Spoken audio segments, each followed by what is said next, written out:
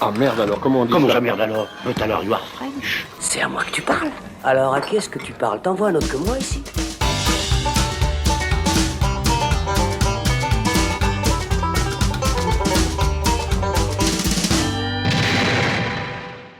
Salut les cinéphiles, bonjour ou bonsoir à tous, c'est Alex, bienvenue dans ce nouveau format du Saloon, réalisé dans la situation un peu spéciale que nous connaissons en ce moment avec le coronavirus, confinement ou non. Je vous avais dit dans notre dernier épisode consacré à James Bond que le Saloon ne vous laisserait pas tomber. Et ben on tient notre parole à distance et même avec une qualité de son qui laisse un peu à désirer. L'équipe du Saloon se réunit pour continuer à faire vivre la passion du cinéma et puis aussi pour vous recommander plein de bons films à voir chez vous. On a d'ailleurs décidé d'appeler ce format tournée générale puisque on est plusieurs à prendre l'apéro ensemble, tout simplement, et à discuter librement pendant au moins 1 heure. Donc bienvenue à vous, et bienvenue aussi à ceux qui m'entourent. Robin Genin, salut Robin. Salut Alex. Thibaut Ducret, salut à toi Thibaut. Salut Alex. Et notre ami Florian Pouplin, bonjour Florian. Bonjour Alexandre. Est-ce que tout va bien par chez vous, les amis? La pêche. Mais oui, il fait grand beau, c'est formidable. La frite, super. Bon, alors pour ces premiers épisodes de tournée générale, on s'est dit que cette situation de pandémie et de confinement à la maison nous inspirait pas mal de films et notamment plusieurs genres de cinéma qu'il était bon d'explorer pour vous faire découvrir ou redécouvrir plein de films qui sortent un peu des sentiers battus. On commence aujourd'hui avec le genre du huis clos, soit l'enfermement de personnages dans un seul lieu ou même dans une seule pièce. Vous noterez quand même comme on est sadique.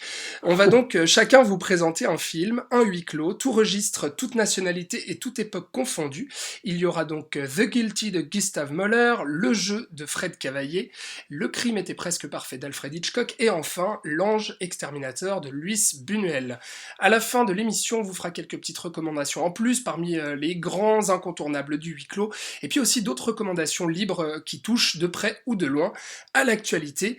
Mais avant de commencer à parler des films, c'est qui, ou plutôt c'est quoi le huis clos? Notre cher Thibaut Ducret, je me tourne vers toi, celui qui pose les contextes mieux que personne, bien sûr. Eh bien, éclaire-nous de ton savoir, et à la manière de l'humoriste suisse Yann Marguet, je te l'avais promis, hein, le huis clos, définition. Mais quelle pression tu me mets. J'entends le violoncelle au loin.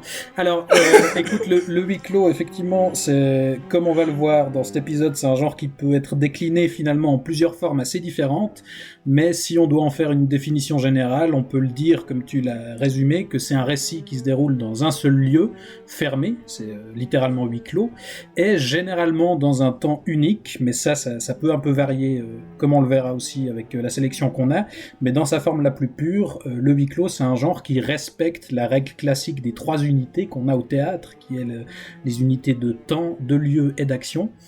Et je dis théâtre parce que à la base le huis clos c'est justement un genre qui est hérité du théâtre, parce qu'au début dès les débuts du cinéma en fait, qui reste très influencé par l'art théâtral, on a déjà des huis clos, puisque beaucoup de films muets, ou à l'époque où on est encore dans du court-métrage uniquement, c'est bien souvent une seule scène, il suffit que ce soit finalement dans un espace fermé pour que là on remplisse les critères et qu'on soit dans un huis clos.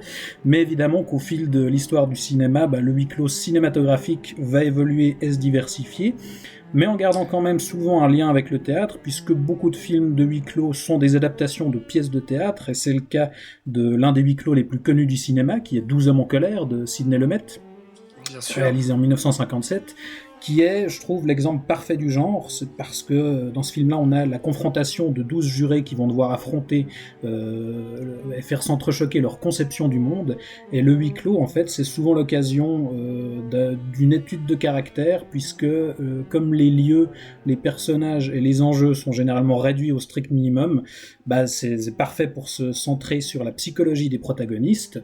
Dans les déclinaisons possibles, le resserrement du lieu, c'est aussi idéal pour créer du suspense, puisqu'il n'y a aucune échappatoire pour le spectateur, donc la tension est d'autant plus forte, et c'est donc idéal pour les intrigues policières et les thrillers. On va parler d'un Hitchcock dans cet épisode, et ce cinéaste-là, il a réalisé quelques très beaux exemples de huis clos, dont le plus emblématique, c'est sûrement Fenêtre sur cour. Mais aussi, plus extrême, l'isolement et l'enfermement, c'est souvent aussi l'occasion de pousser un peu les personnages à bout, de travailler sur la paranoïa et la folie, donc c'est aussi un terrain propice, le huis clos, aux films d'horreur. On peut penser à Alien, The Thing, Shining, qui sont des huis clos au final, Mais comme Ouais. on va le voir aussi, ça peut très bien être un terrain de comédie, là aussi souvent inspiré de pièces de théâtre. On peut penser au Dîner de cons ou au film Le Prénom. Bref, ça peut prendre tout plein de formes, le huis clos, mais en tout cas l'intérêt du genre, c'est un vrai exercice de style au niveau de l'écriture et de la mise en scène, puisque c'est principalement des contraintes. On est dans une seule même pièce tout du long, et comment on va réussir à raconter une histoire là-dedans, c'est ça qui est intéressant, c'est comment on joue avec ces contraintes. Et effectivement, tu parlais du théâtre, c'est vrai que la différence là, quand on s'empare du huis clos avec le cinéma, bah, c'est tout bonnement que c'est comme si la caméra était sur scène finalement, et puis que les personnages n'étaient pas uniquement face à nous, mais que la caméra pouvait se faufiler derrière, et puis pouvait trouver aussi des cadrages, et donc déployer de la mise en scène et du langage cinématographique pour faire ressentir ce huis clos. Absolument, ouais. On emmène vraiment le spectateur dans la scène de théâtre, si on veut. Mais Voilà. quand on voit ce que ça donne, ces films dont tu as évoqué le nom, hein, 12 hommes en colère, tout ça, quand on voit comme marche le scénario et comme ça te prend, alors que finalement, comme tu disais, on est dans une seule pièce, donc l'idée un petit peu de se dire on va pas pouvoir en sortir, on va pas pouvoir aller ailleurs, sur le principe c'est un peu étrange, et un film comme 12 hommes en colère, c'est absolument parfait pour te montrer que tout peut être concentré là-dedans et que voilà. Le scénario tient en haleine. Et que ça Et marche. on peut faire un film aussi impressionnant Super que bien. n'importe quel blockbuster parce qu'on a un vrai montage derrière qui travaille ça. C'est ça. Et je pense que certains auditeurs ou certaines auditrices qui nous écoutent se disent mais pourquoi ils nous recommandent des huis clos alors que justement on peut pas sortir de chez nous, j'ai pas du tout envie de ça en ce moment. Mais au contraire, je pense que c'est pour ça qu'on vous recommande ça, c'est parce que pour nous le cinéma est une forme aussi d'échappatoire et puis permet aussi justement de projeter que ce soit nos peurs, nos craintes ou autres à travers un écran. Et je pense que c'est aussi pour ça qu'on va recommander les films de ce soir. Voilà, se confronter aux angoisses pour pouvoir mieux les gérer. Exactement, tout à fait. Bon, et bien sans plus attendre... Et promis, dans les films dont on parle, il n'y a pas de virus. c'est Non, vrai. mais qu'on soit clair, c'est pas du confinement dû à... Donc, ça reste du huis clos, mais ça reste du huis clos qui vous changera les idées. C'est ça, on verra si on consacrera une émission au virus, aux pandémies ou autre, ce sera dans un autre temps. Mais là, donc, on vous parle de huis clos.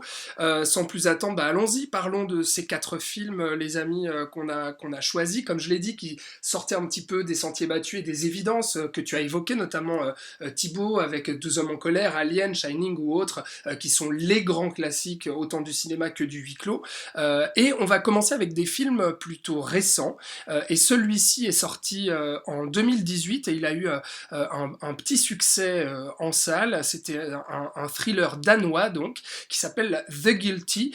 C'est toi Robin qui va nous le présenter. C'est le premier film de ce réalisateur Gustav Möller. Alors on savait pas qui c'était, mais c'est vrai que le film a fait un petit buzz en tout cas auprès des cinéphiles et même un peu plus élargi. Pourquoi, selon toi, il méritait un buzz à l'époque, en tout cas, et puis aujourd'hui, toute notre attention? Alors, il prouve déjà que les Danois et les thrillers, décidément, ils s'en sortent plutôt bien. Et puis surtout, c'est assez drôle de parler de ce film en premier dans cette émission, parce qu'en plus du concept du huis clos, il va rajouter un concept supplémentaire, c'est-à-dire qu'on ne va à aucun moment voir l'action du film. Alors je m'explique.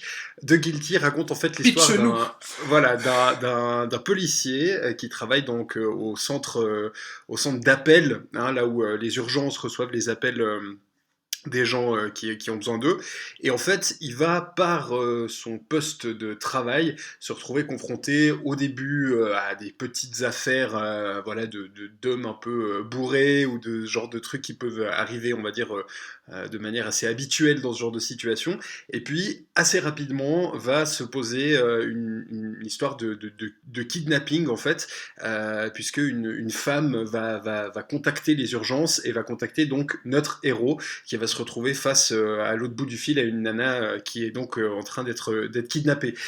Et en fait, la force du film, c'est ça, c'est que en plus d'être déjà donc coincé dans le huis clos qui est donc ce centre d'appel, en plus de ça, il va nous faire vivre l'intégralité de ce qu'il veut nous raconter au travers des appels téléphoniques. C'est un concept... c'est un parti pris dans lequel il faut rentrer en tant que spectateur. C'est vrai que se dire qu'on ne va absolument pas avoir l'action, c'est assez étrange au début.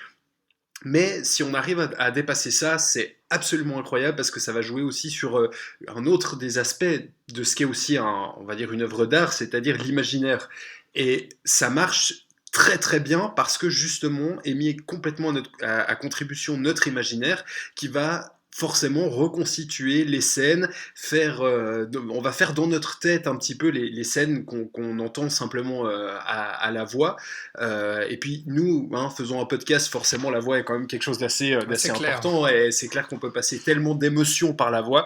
Et là, ça prouve totalement cette mécanique-là, et on va suivre en fait ce policier qui va devoir essayer de sauver cette femme, de résoudre en fait ce mystère-là en ne sortant pas de sa pièce, donc en devant appeler le commissariat de police le plus proche, en devant appeler la voiture qui est en train de les courser pour en fait réussir à apprendre que c'est une camionnette grise, patati patata. Donc c'est comme ça en fait que l'histoire va se créer, et c'est une dose d'adrénaline dans notre tête, et c'est cool. Ouais, et puis c'est un très bon exemple, je pense, pour commencer l'émission, parce que là, on est vraiment avec un pur huis clos au sens vraiment strict du terme, c'est-à-dire que la caméra ne sort jamais d'une pièce unique, jamais, dans ce film-là.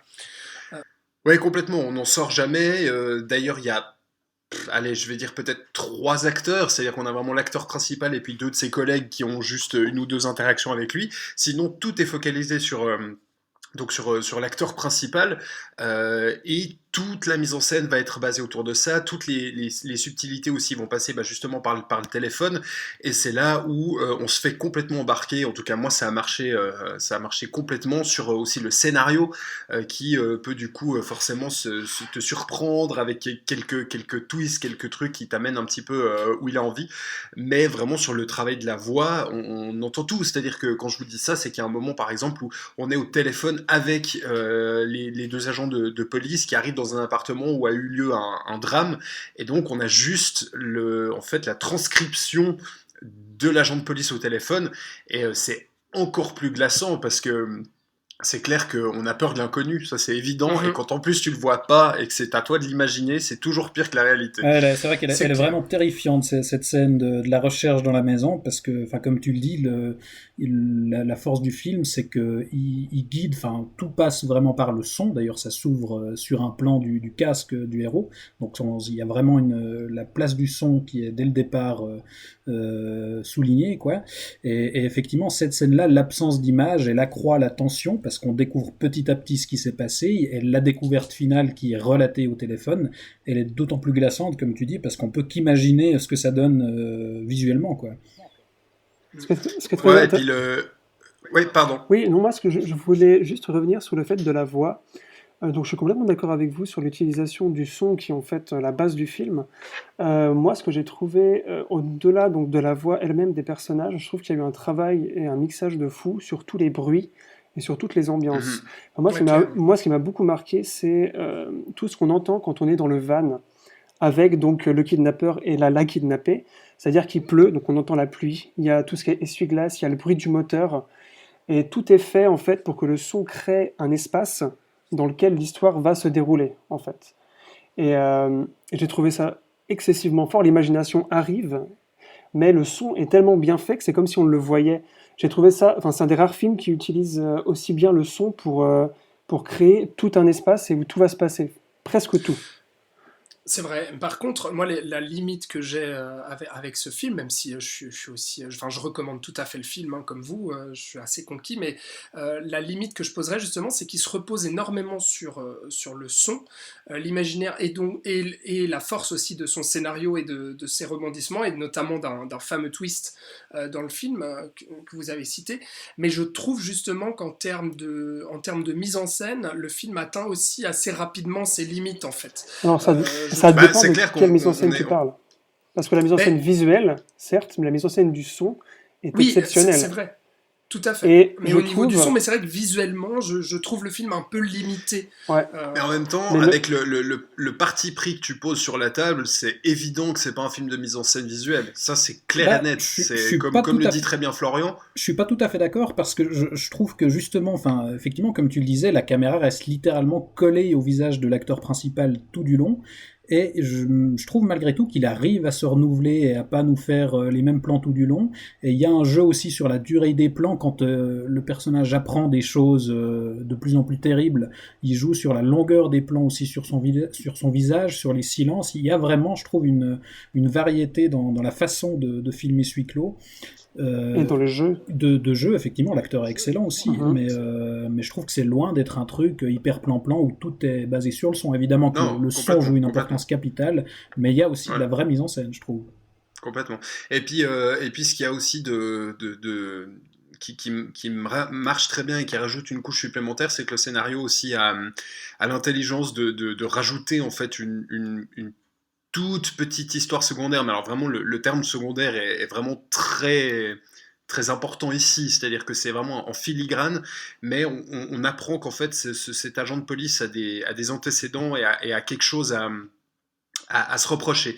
Et ça va pas prendre une place absolument majeure dans le récit, mais c'est suffisant pour que on n'ait pas cette simple couche en fait de l'agent qui doit absolument sauver la victime par téléphone, mais ça rajoute un tout petit peu plus de profondeur qui fait que effectivement on a quelque chose en termes de scénario qui se tient et qui est vraiment assez captivant pour le film qui honnêtement pour les standards actuels n'est pas très long parce que sauf erreur il fait 1h30 à peu près, mais vraiment on est pris, on est tenu dans l'attention du film pratiquement en continu.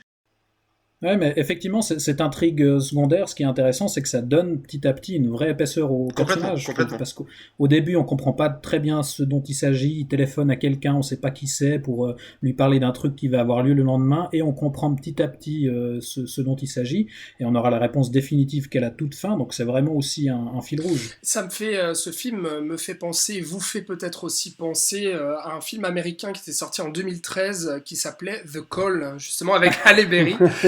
Oui, ça vous fait marrer. Ouais. Parce qu'effectivement, justement, et je pense que la comparaison, elle est bonne. Alors, pourquoi ça nous fait penser comment foirer ce concept-là. Exactement. C'est-à-dire que c'est le même concept. Halle Berry, elle joue justement une opératrice d'un centre d'appel d'urgence aussi, qui va recevoir un appel. Et puis au début, pareil, on ne sait pas, une jeune fille en danger, qui est aussi séquestrée, il me semble, ou en tout cas pourchassée par un individu. Et en fait, le film va complètement foirer son concept de huis clos parce qu'il ne va pas du tout le tenir. Et il me semble qu'au bout de peut-être la moitié du film, le film sort en fait et essaie de déployer un scénario de même thriller. Même pas la moitié, je crois que c'est beaucoup plus rapide. On voit constamment ce qui se passe à l'extérieur. Ah, c'était beaucoup plus rapide, pas dans mon souvenir. Ouais, il me semble. Je croyais qu'il tenait un moment. Mais enfin voilà, en gros, c'est vrai qu'il y a ce film-là qui était un exemple et The Guilty en est très proche dans le concept et le plot, mais en revanche, il est un bien meilleur exemple de huis clos tenu dans son concept. Là, il ne casse aucune des règles du huis clos, bien au contraire, il s'en rajoute une supplémentaire, c'est-à-dire on ne va même pas faire l'action dans le lieu du huis clos. Donc non, il a presque une double contrainte, on va dire, sur son film, mais vraiment, si voilà, c'est un excellent thriller pour toutes les raisons qu'on a citées là. Je mettrais peut-être un tout petit bémol, mais alors là c'est vraiment pour chipoter, où effectivement je pense que c'est un film qui, je pense, supporte mal les revisionnages. Moi, je suis pas d'accord. T'es pas d'accord? Ok. Non, mais parce que écoute, je l'ai vu une deuxième fois, pour compléter juste mon argument, je l'ai vu une deuxième fois au NIF l'année passée. J'avais aussi été conquis par le film et toujours convaincu de sa qualité. Par contre, c'est vrai que forcément, ayant moins l'effet de surprise, alors, voilà, j'ai été peut-être un peu moins... La tension est moins là. Moi, du coup, au contraire, la première fois que je l'avais vu en salle, j'avais été complètement pris, donc vraiment complètement pris par le rythme et par le côté thriller. Et lors du second visionnage, donc pour cette émission, j'ai vu en fait ce qu'il y avait en dessous, ce que j'avais peut-être deviné lors du premier visionnage, mais que j'avais pas vraiment... Je trouve qu'il y a des thématiques, principalement deux, qui sont la violence conjugale et la maladie mentale, que je trouve très bien traité en fait, et que j'avais pas tout de suite capté lors du premier, enfin que j'avais compris, hein, voilà, je suis pas bête, mais que j'avais pas vu qu'il y apportait un traitement aussi juste en fait, parce que quand il la kidnappe, ou quand on a toutes ces choses qui se passent dans l'appartement après, j'ai vraiment eu peur à ce moment-là, parce que je me suis dit, et vu que le film est crédible en fait en soi, les gens qui doivent recevoir ces coups de genre téléphone, qui doivent répondre à ça, c'est super lourd en fait. Et je l'avais pas ressenti au premier coup. Et au second coup, ça m'a vraiment pris comme ça, et j'étais là, mais mon Dieu. Et c'est un des seuls films, j'ai vu pas mal de films donc, sur la violence conjugale, et où tu sens la véracité et la simplicité, en fait, de ce genre d'acte, en gros. Et ça, je l'ai vu au second visionnage, en fait. Et donc, pour moi, en tout cas, il a gagné encore plus en le voyant plusieurs fois. Mais je peux comprendre aussi ce que tu as dit, Robin. Hein, mais ça veut dire c'est pas qu'un truc en surface, et j'ai trouvé ça super fort, moi, ça m'a... Donc vous l'aurez compris, le Saloon recommande donc à tout le monde de voir ce film, un très bon huis clos, un très bon exemple de huis clos, un très bon thriller aussi. Donc The Guilty de Gustav Möller, ça se trouve, si vous êtes confiné chez vous, je pense en VOD, on peut le trouver facilement. Il me semble que aussi sur d'autres sites sûrement de streaming, Lego ou autre, je sais pas trop. Oui, comme tu disais, c'est vrai que ça avait pas fait forcément un carton absolu à sa sortie, mais c'est clair que pour toutes ces plateformes ou même des achats à l'unité, genre sur les plateformes de Google ou comme ça, tu peux le trouver, je pense, sans trop de problèmes. Voilà donc ce qu'on pouvait dire sur ce film. Et puis on passe maintenant du thriller à la comédie, et puis donc du Danemark à la France. On va parler du Le Jeu de Fred Cavaillé, qui est sorti la même année et pratiquement au même moment aussi. C'était à l'automne 2018. Et puis que vous pouvez aussi trouver chez vous donc facilement en VOD et autres plateformes. C'est toi Thibaut qui va nous parler du Jeu de Fred Cavaillé. C'est toi d'ailleurs qui tenait beaucoup à nous parler de ce film. Dis-nous pourquoi. Oui, j'y tenais beaucoup parce que c'est un film que j'ai envie de mettre en avant, déjà parce que ça permet de parler de Fred Cavaillé, qui est donc un réalisateur français qui avait commencé sa carrière avec 3 excellents polars, qui étaient Pour elle, À bout portant et Mea culpa. Qui étaient tous les 3 des propositions assez rares finalement dans le cinéma français, puisqu'on avait là vraiment des films de genre nerveux avec des vraies séquences d'action hyper efficaces. Enfin moi il y a pas beaucoup d'autres films dans lesquels j'ai pu voir Vincent Lindon avec un flingue. Donc pour ça vaut le coup. Il prouve qu'avec ce genre d'acteurs français on peut aussi faire des stars de cinéma d'action finalement. Et après ces 3 excellents films, Cavaillé il s'est penché vers la comédie. Alors je sais pas si c'est par choix ou parce que c'est compliqué de faire autre chose actuellement dans le cinéma français. Et il a enchaîné avec une comédie avec Danny Boone qui s'appelle Radin. Alors que j'ai tenté de regarder, mais j'avoue que j'ai pas tenu plus de 20 minutes, entre autres à cause de Danny Boone. J'ai vraiment fait un effort, mais c'est très compliqué. C'était courageux. Et il a enchaîné avec une autre comédie beaucoup plus réussie, je trouve, qui est donc Le Jeu. Et qui raconte donc l'histoire d'un couple de quarantenaires qui reçoit un soir 5 amis d'enfance pour souper. Et ce souper a lieu à un soir d'éclipse de lune, ce qui a son importance puisque, comme on le dit au début du film, durant ce genre d'événement, tout peut se produire. Et là, effectivement, ce sera pas une simple soirée de retrouvailles comme ce groupe a l'air d'en faire assez régulièrement, puisque à un moment pendant le souper, l'hôtesse de la maison propose de jouer à un jeu qui consiste à ce que chacun mette son smartphone au milieu de la table pour toute la soirée, et que durant toute la soirée, chaque communication doit être partagée avec tout le monde. C'est-à-dire que chaque message qui sera reçu devra être lu à voix haute, chaque appel devra être décroché et mis sur haut-parleur. Et évidemment que les gens seront un peu sceptiques au départ quand elle propose ça, puisque ces 7 personnages ont tous des secrets, ils ont tous quelque chose à cacher. Tu nous as pas dit qui c'était au casting, parce que le casting est assez gratiné quand même. Alors, j'allais y venir, mais si tu veux, je laisse maintenant. Effectivement, on a une belle brochette d'acteurs, puisqu'on a Bérénice Bejo, Stéphane de Groot, Roche Dizem, Suzanne Clément, Grégory Gadebois, Doria Tillier et Vincent Elbaz. L'inénarrable Vincent Elbaz. Donc là déjà ça promet une confrontation assez sympa, quoi, puisque la majorité de ces acteurs sont plutôt bons.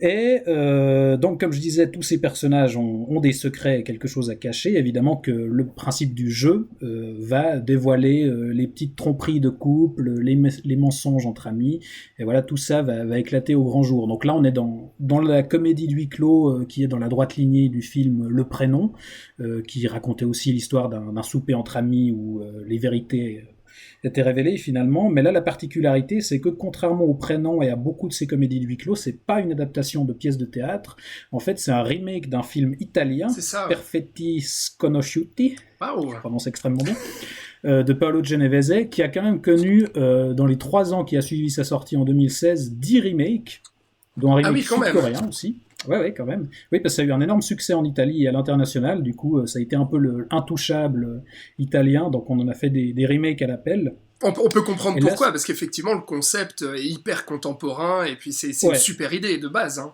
Absolument. Ouais. Et là, ce que je trouve intéressant, justement, dans le fait que c'est pas une adaptation de pièce de théâtre, c'est que ça se sent dans le scénario et dans l'écriture. Ça fait moins théâtre que Le Prénom, par exemple. Je trouve on a une écriture moins lourde et plus simple dans les dialogues, et donc plus efficace, je trouve. Mais on reste quand même dans la même idée narrative que la plupart des huis clos théâtraux, c'est-à-dire que on le voit dès l'intro, avec l'arrivée des convives, où on a un peu des caricatures, c'est-à-dire que tout le monde se fait des sourires polis, on se chambre, alors l'hôte a décidé de tester une recette un peu bizarre avec du foie gras dans du lait, le copain amène un vin de merde, on parle des petits soucis de quarantenaire, il y a Roche Dizem qui arrête pas de se plaindre que le vin blanc lui donne des aigreurs, ou qu'il est intolérant à ça et ça. Ah, c'est vrai que le début, on a l'impression de se retrouver dans une comédie française typique... Oui. C'est extrêmement... Il manque plus que Christian Clavier, tu vois.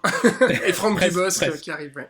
Ce qui fera dire à certains qu'on lande du côté de qu'est-ce qu'on a fait au bon Dieu, mais je ne trouve pas... tu nous en diras plus après, Florian.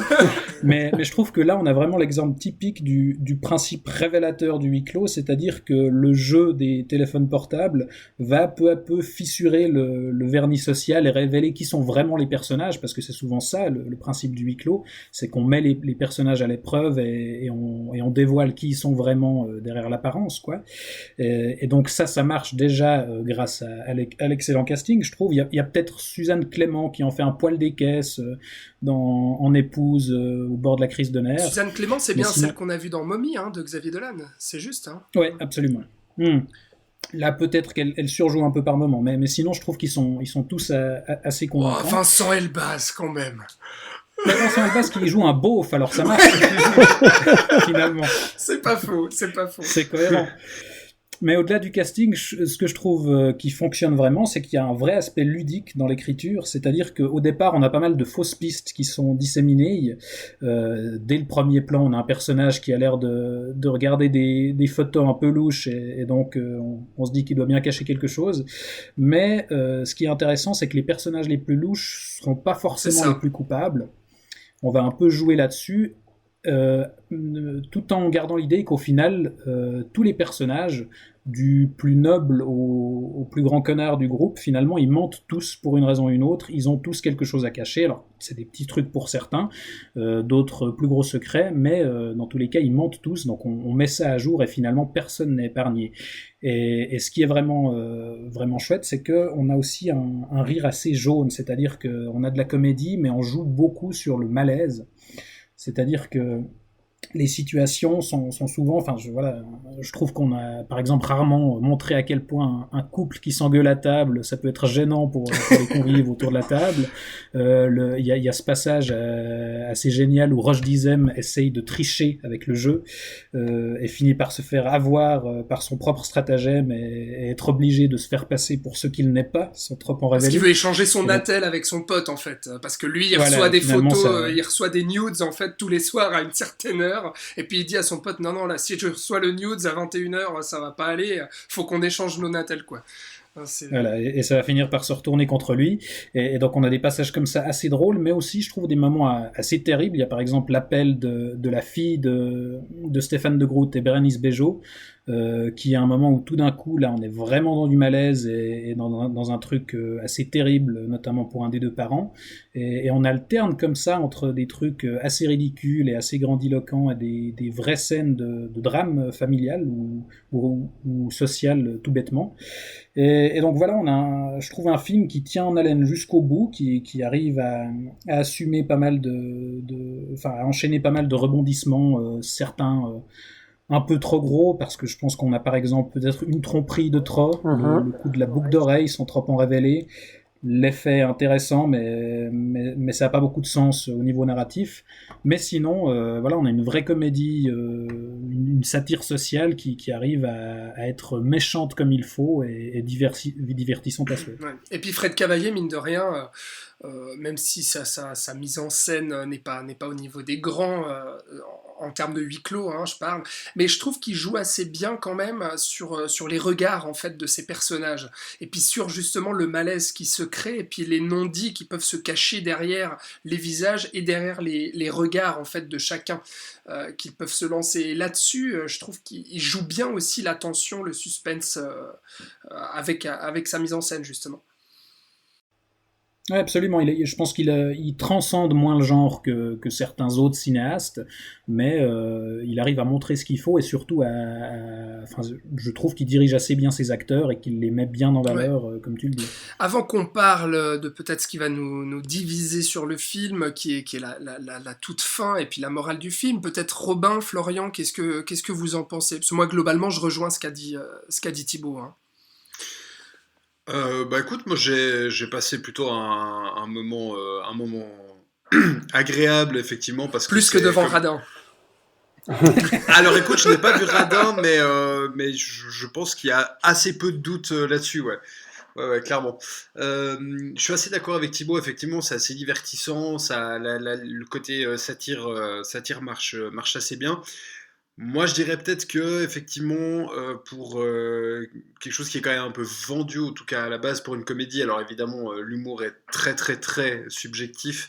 Je pense j'aurais bien apprécié rire un tout petit peu plus. Et puis je pense effectivement, comme disait Thibaut, où il y a effectivement beaucoup de rebondissements internes au groupe.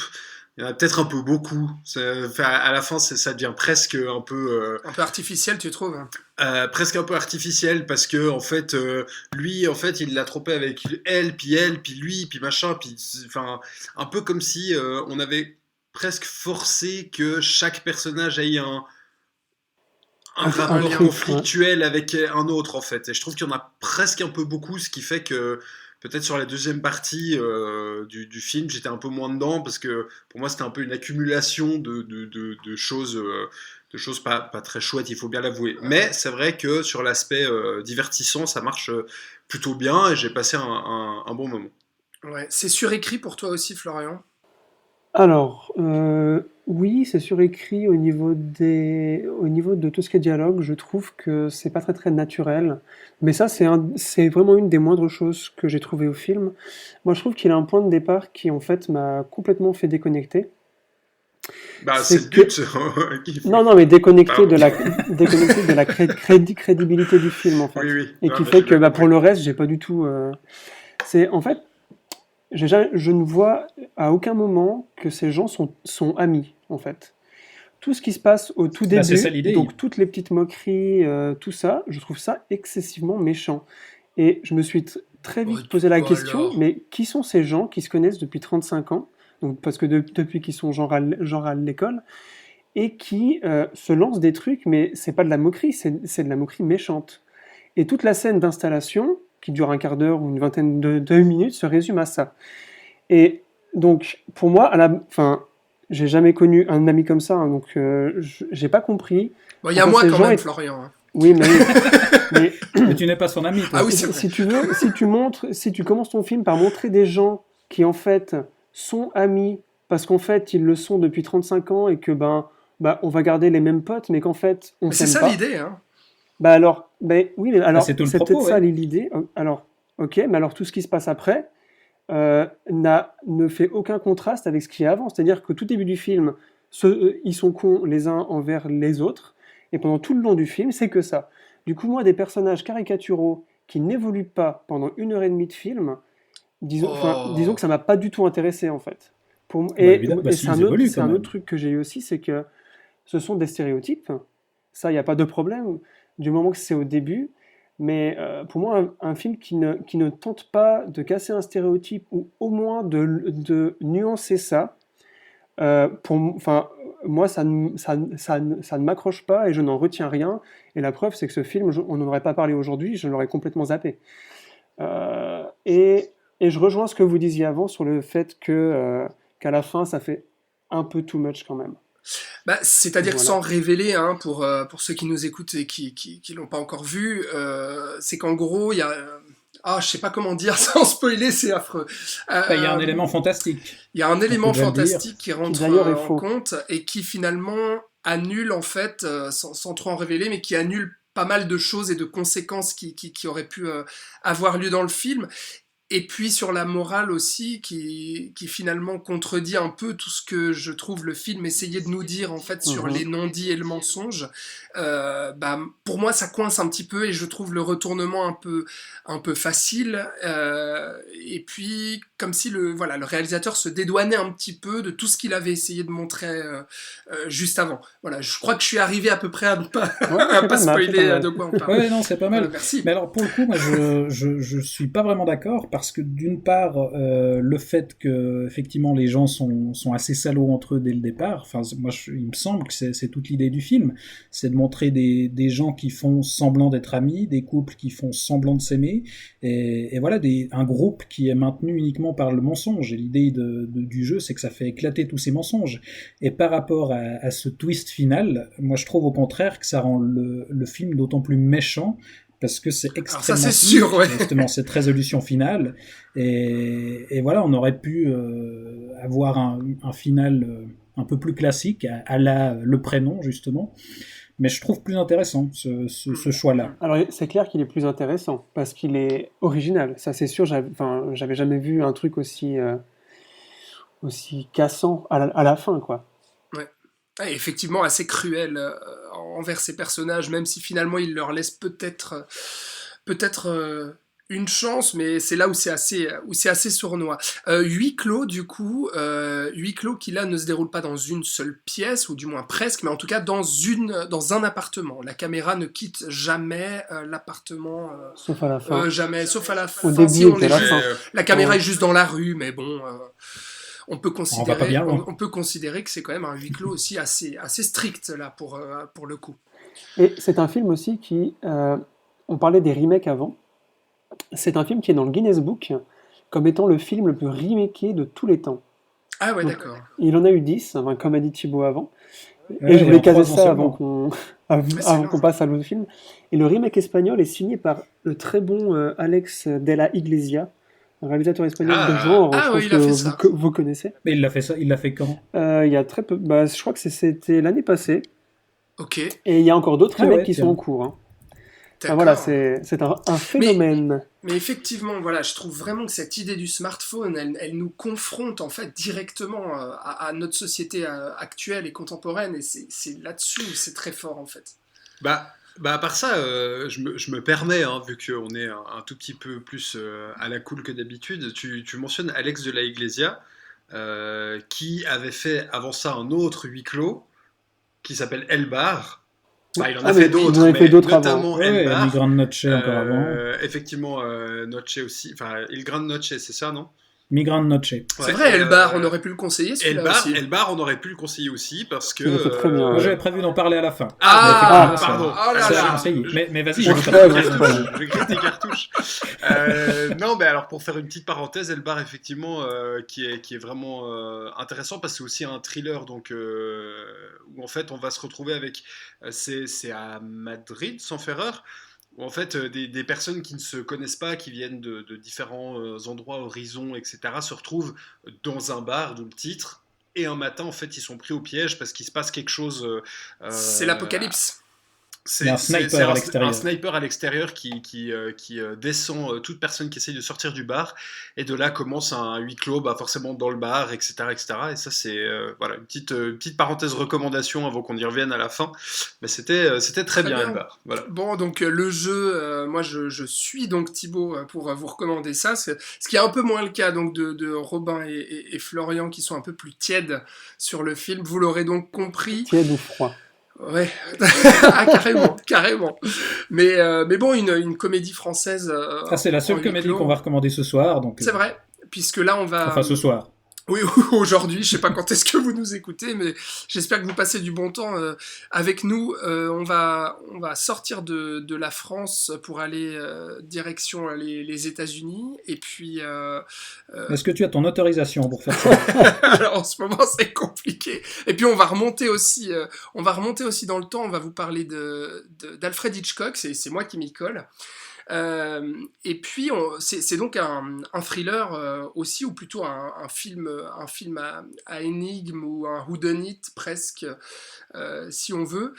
Hitchcock, c'est vrai que c'est un maître incontesté du suspense, c'est sûr, mais aussi du huis clos. Tu t'avais cité Fenêtre sur cour, La Corde, Thibaut tout à l'heure.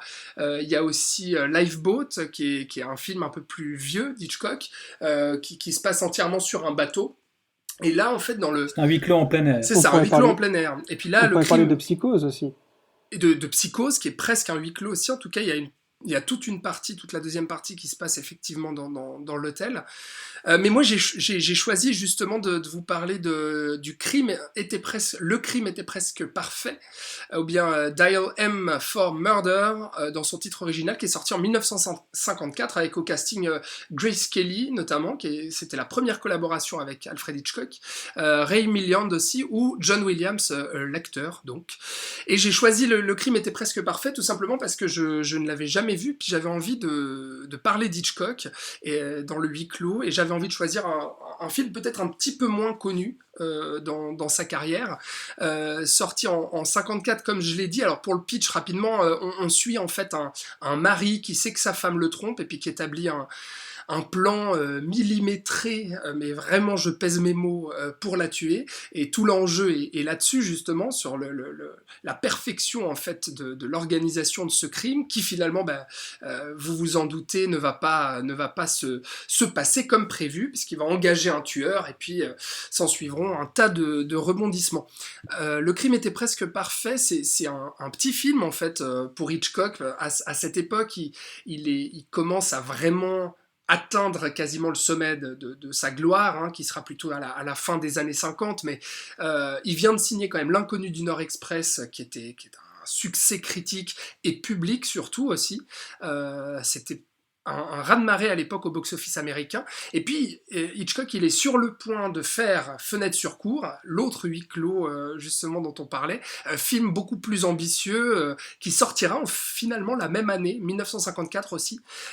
Et en fait, à cette époque-là, Hitchcock, il avait signé avec Paramount pour faire Fenêtre sur cour, mais il devait encore faire un film pour la Warner. Et puis du coup, il se disait, bon, qu'est-ce que je vais faire? Il me reste un film à faire dans mon contrat. Et finalement, il choisit ça, qui est, j'ai envie de dire, une promenade de santé, en fait, pour lui. Il choisit quelque part la facilité. Parce que c'est un film qui est adapté d'une pièce de théâtre, et puis qui est pour lui plus un exercice de style qu'autre chose. C'est un film à petit budget d'1 million, c'est un tournage assez rapide, parce que tourner dans 2 pièces d'un appartement aussi, si ce n'est qu'il y a quand même un défi technique, qui est la 3D, parce qu'à l'époque, Hitchcock filmera donc en 3D. Au début des années 50, c'était un peu l'essor justement de cette technologie, qui marchera très très mal, parce que le film sera d'ailleurs même pas projeté en 3D, si ce n'est dans une salle aux États-Unis, il me semble. C'est-à-dire que la 3D c'est vraiment retombé comme un soufflet. Mais Oui, parce qu'il y a des grosses contraintes techniques. exactement. Et Parce qu'il faut filmer à 2 caméras et projeter à 2 caméras. complètement. Et c'est un peu le défi qui intéressait Hitchcock, au-delà de ce que j'ai dit, c'est-à-dire de choisir quelque chose un peu facile pour lui, vraiment le film de crime par excellence, à suspense, avec l'enquête policière en fait. Mais il travaille quand même, la 3D est assez intéressante, parce que même si je l'ai vu, vous vous en doutez, en 2D donc, il y a quand même tout un travail en fait sur les gros plans, notamment sur le téléphone, qui va jouer une place centrale, qui est un objet qui va jouer une place centrale dans le film.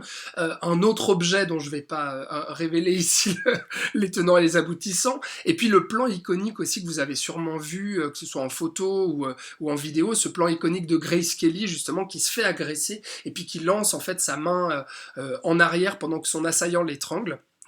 Enfin bref, voilà, donc on choisit le huis clos pour la scène de crime, et c'est ça qui est qui est passionnant dans ce film, parce que la pièce, qui est le salon, il y a 2 pièces en fait où on va se rendre. Il y a la chambre et puis il y a le salon.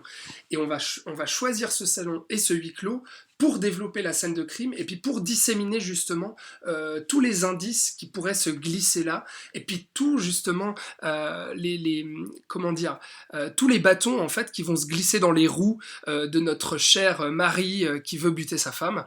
Et je trouve que c'est un film très intéressant et surtout un film ultra jouissif en fait. Autant pour le spectateur que pour le réalisateur, que pour Hitchcock, qui s'amuse aussi à manipuler le spectateur avec ce scénario qui est sur un fil, qui est hyper tendu, qui est ultra rythmé, avec plein de rebondissements, et aussi à user aussi du sadisme envers le spectateur, parce que ce qui est très fort, c'est qu'il y a cet attachement amoral en fait au début. C'est-à-dire que même si on nous présente en fait Grace Kelly, la femme donc avec son amant, on va voir que l'intrus qui va arriver dans la maison, c'est le mari. Et donc au début, on va se dire mais c'est con qu'il y a un mari quand même parce qu'ils ont l'air de s'aimer les deux.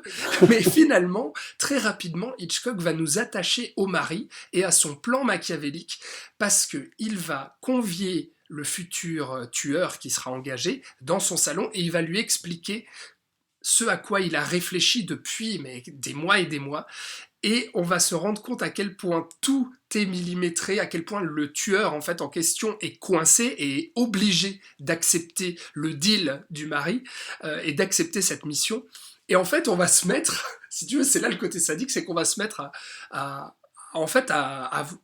suivre en fait le mari et à vouloir que son plan se réalise. C'est-à-dire qu'à chaque fois où il y a un obstacle qui se dresse devant le plan du mari, on va ressentir un truc en tant que spectateur, on va se dire merde, non, ça va pas là, il y a une couille dans le potage, ça va pas. Et c'est ça qui est intéressant, c'est que comme la corde, on est du côté des meurtriers. Et il force l'identification à ces personnages-là, et donc on est, comme tu le dis, dans une position un peu ambivalente où d'un côté on a envie que le bien triomphe, mais on nous met du côté on a aussi envie que son plan hyper millimétré se déroule comme prévu.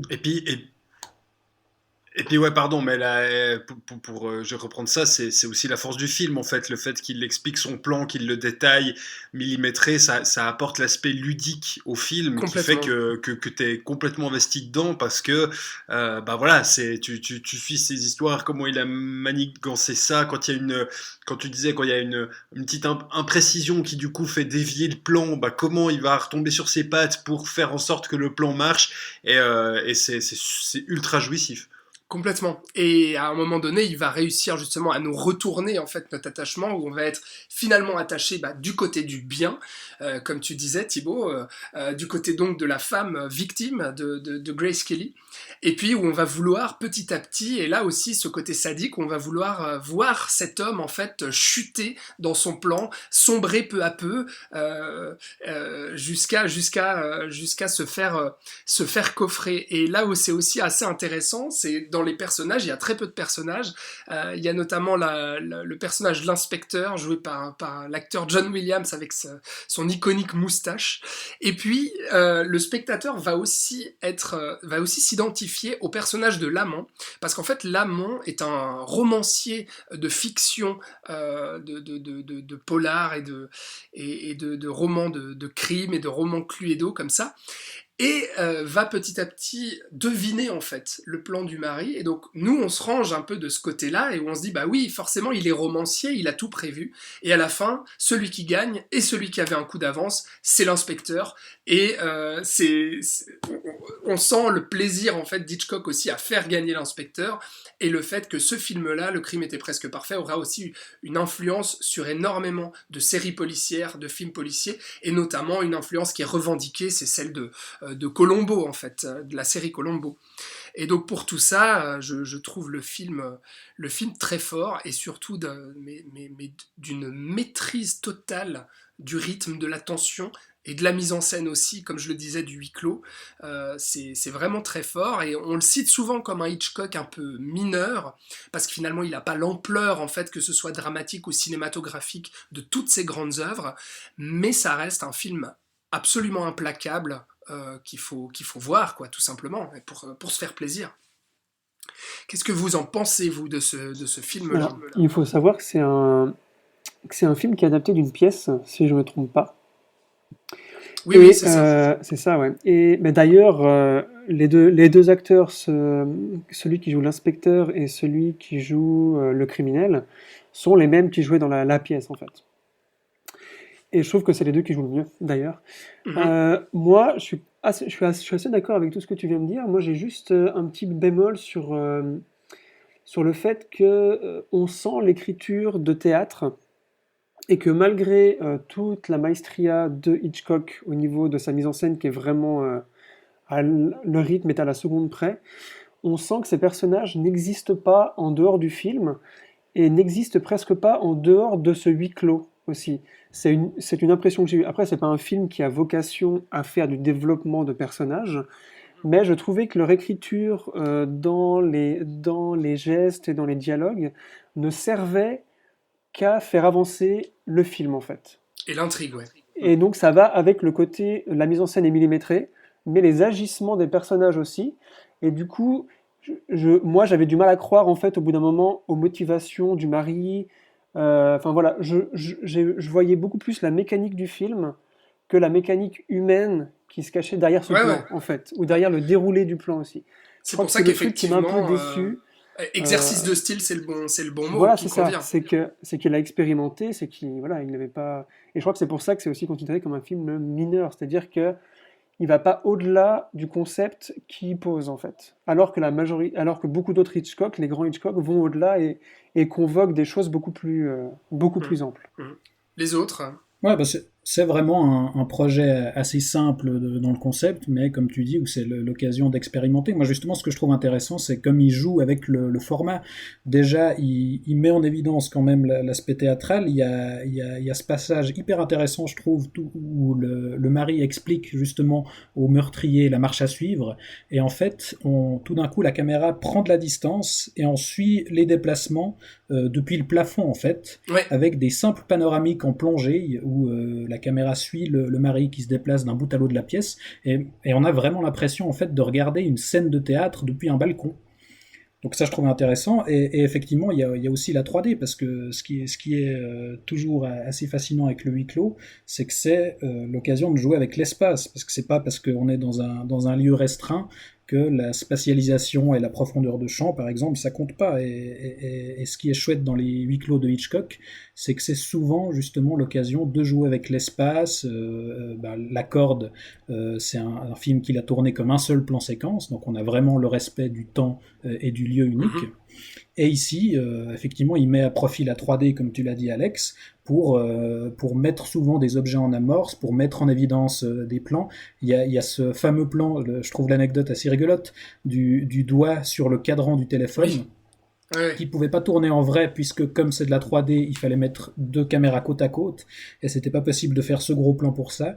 Donc qu'est-ce qu'ils ont fait Ils ont fait une reconstitution format beaucoup plus grand d'un téléphone et avec un faux doigt, un énorme pouce pour pouvoir faire ce gros plan. Voilà, juste pour un tout petit plan de quelques secondes. C'était un plan assez important puisque c'est le plan qui y est dans le titre en fait aussi.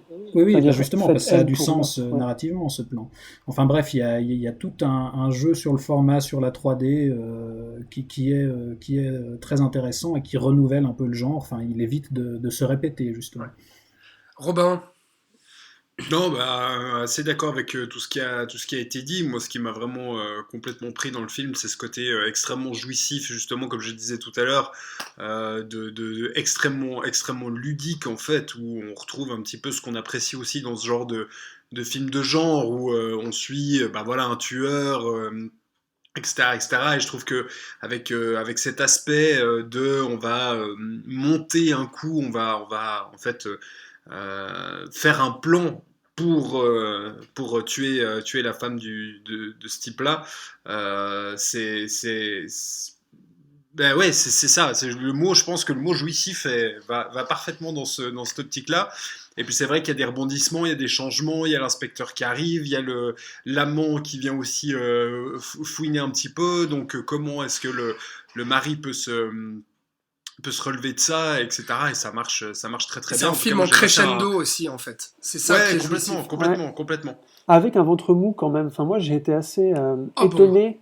Non, mais un ventre mou dans le sens où tout va très vite au tout début et on comprend pas ce qu'il va faire avec ce gars là qui l'invite chez lui et tout. Et le moment où tu comprends qu'en fait le film va parler de comment le plan va mal se passer, il y a un moment d'étonnement en fait. J'étais là parce que d'habitude tu dois deviner en fait. Le réalisateur essaye de te faire deviner comment ils vont réussir à tuer un tel ou une telle.